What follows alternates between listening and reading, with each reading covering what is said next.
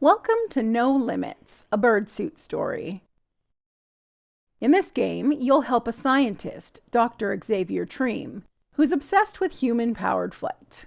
The game starts with Dr. Treem climbing to the mountaintop to prepare for his test flight. When he reaches the top, you'll see a drawer full of tools.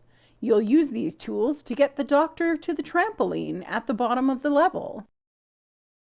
Pick one from the drawer, place it, rotate it, and click play to see if you've succeeded.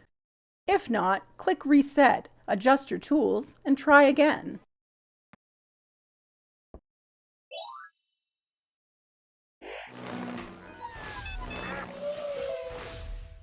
After completing a level, the doctor will be unsatisfied and insist on trying again, but with the trampoline in a different location. Any tools you used before are now locked in place, so you'll have to work around them.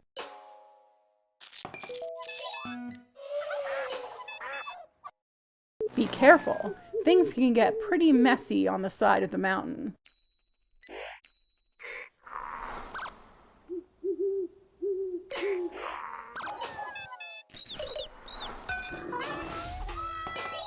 We hope you enjoy playing No Limits, a birdsuit story.